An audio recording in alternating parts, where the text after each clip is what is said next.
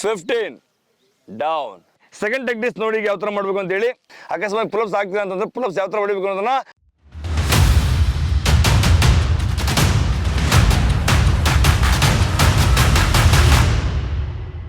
ಜೈ ಹಿಂದ್, ಜೈ ಹಿಂದ್, ಜೈ Hind.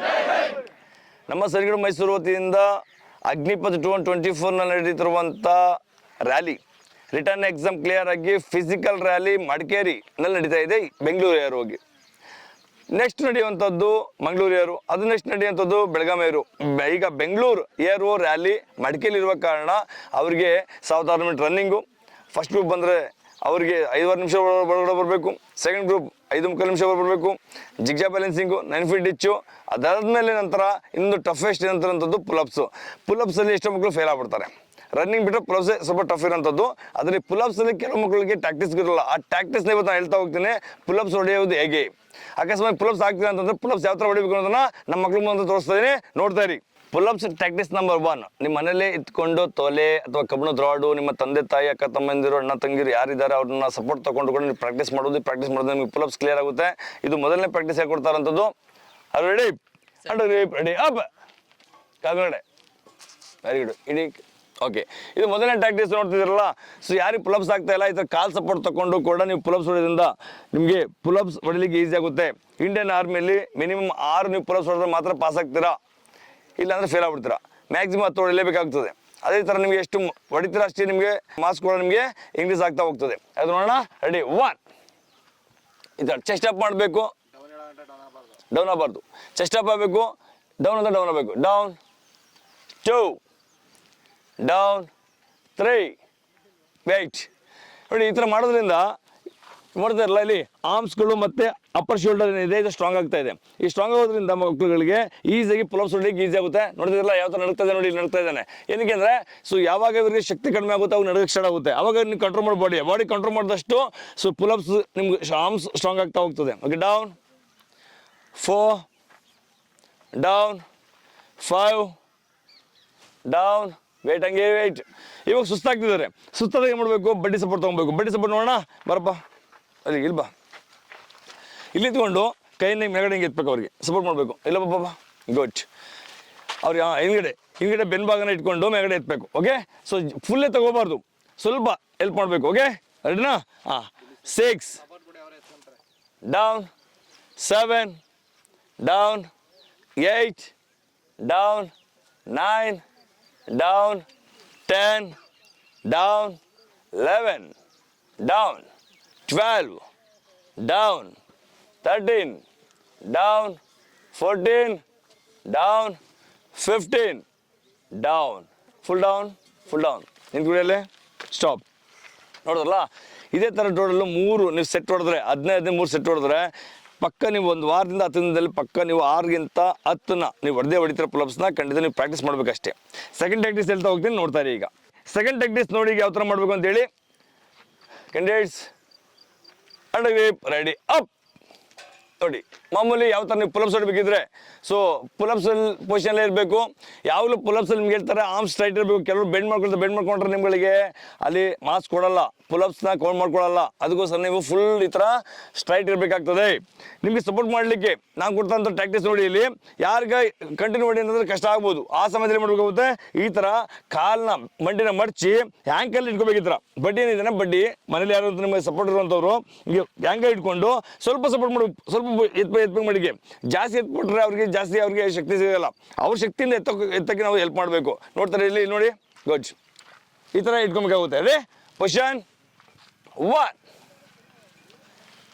Down 2, down 3, down 4, down 5, down 6, down 7, down 8, down 9, down 10, down 11, down 12, down 13, down 14, down 15, down ಅಲ್ಲೇ ರೀ. Okay ನೋಡಿದ್ರಲ್ಲ 15 ಹೊಡೆಯೋದಕ್ಕೆ ತುಂಬ ಸುಸ್ತಾಗ್ತಿದ್ದಾರೆ. Down okay. ಸೊ ಇದನ್ನು ಕಂಟಿನ್ಯೂ 3 ಸೆಟ್ ಮಾಡಿದ್ರೆ ನಿಮಗೆ ಆದಷ್ಟು ಬೇಗ ನಿಮಗೆ ಇಂಪ್ರೂವ್ಮೆಂಟ್ ಆಗೋದು ನಾನು ಭರವಸೆ ಕೊಡ್ತೀನಿ. ಕಂಟಿನ್ಯೂ ಮನೇಲಿ ಪ್ರಾಕ್ಟೀಸ್ ಮಾಡ್ತಾರೆ. ಯಾರು ಪ್ರಾಕ್ಟೀಸ್ ಮಾಡೋಕ್ಕಾಗಲ್ಲ ನಮ್ಮ ಸೈನಿಕ ಮೈಸೂರಿಗೆ ಬನ್ನಿ.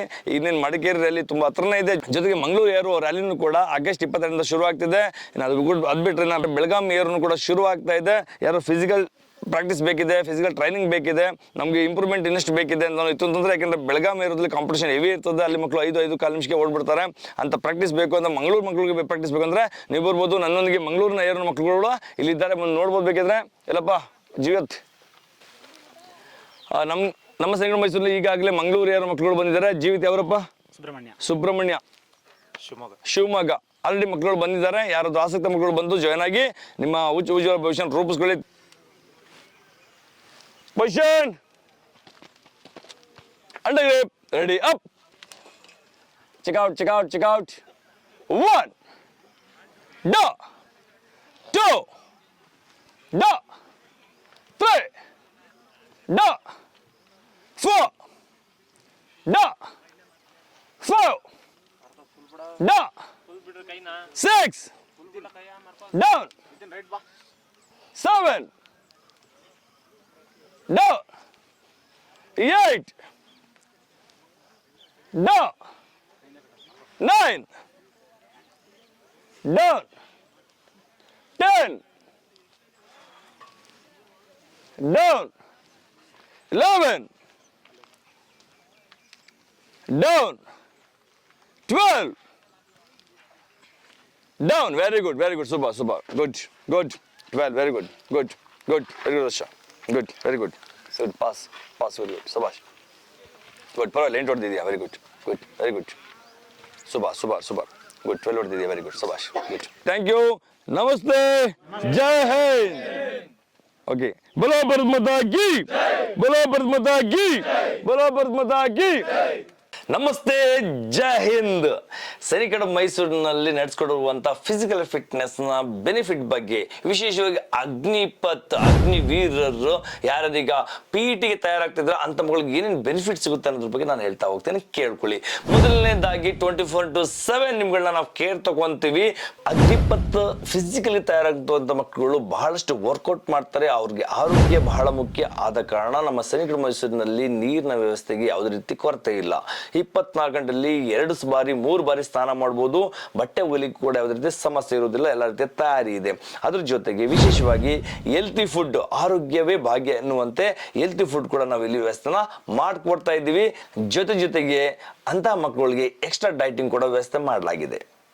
PETಗೆ ಬರುವಂತ 1600 metre running, pull ups, zigzag and 9 feet ditch ನ ಪ್ರಾಕ್ಟಿಕಲ್ ಆಗಿ 100% ನಿಮಗೆ ತಯಾರು ಮಾಡ್ತೀವಿ. ಅದು ಬಿಟ್ಟರೆ next PST physical standard test ಬರುವಂತ ಹೈಟ್, ವೆಯ್ಟ್, ಚೆಸ್ಟ್ ಯಾರ್ಯಾರು ಕಡಿಮೆ ಇದೆ ಅದನ್ನ ನಾವು ಗಮನಿಸಿ ಎಕ್ಸ್ಟ್ರಾ ಕೇರ್ ತಗೊಂಡು ಇಂಪ್ರೂವ್ಮೆಂಟ್ ಮಾಡ್ತೀವಿ. ಪ್ರೀ ಮೆಡಿಕಲ್ ಚೆಕ್ಅಪ್ ಬಹಳ ಮುಖ್ಯ. ಎಷ್ಟು ಮಕ್ಕಳಿಗೆ ನಾಕ್ ನೀ ಇರುತ್ತೆ, ಎಲ್ಬೋ ಕ್ಲೋಸ್ ಇರುತ್ತೆ, ಏನಾದರೂ ಸಮಸ್ಯೆಗಳಿರ್ತವೆ, ಅದನ್ನ ಅಂಗಗಳನ್ನ ಸರಿಯಾದ ಚೆಕ್ ಮಾಡಿ ಸರಿಯಾದ ಗೈಡ್ ಮಾಡ್ತೀವಿ. ಅದಕ್ಕೆ ಸರಿಯಾದ ಟ್ರೀಟ್ಮೆಂಟ್ ಕೊಡಿಸೋಕೆ ವ್ಯವಸ್ಥೆನ ಮಾಡ್ತೀವಿ. ಜೊತೆಗೆ ಆಗುವಂಥದ್ದು ಡಾಕ್ಯುಮೆಂಟೇಶನ್ಗೆ ಹೆಲ್ಪ್. ಎಷ್ಟು ಮಕ್ಕಳು ಡಾಕ್ಯುಮೆಂಟ್ಸ್ ಬಗ್ಗೆ ಸರಿಯಾದ ರೀತಿ ಮಾಹಿತಿ ಇರೋದಿಲ್ಲ, ಅದ್ರ ಬಗ್ಗೆ ನಾವು ಅವ್ರಿಗೆ ಹೆಲ್ಪ್ ಮಾಡ್ತೀವಿ.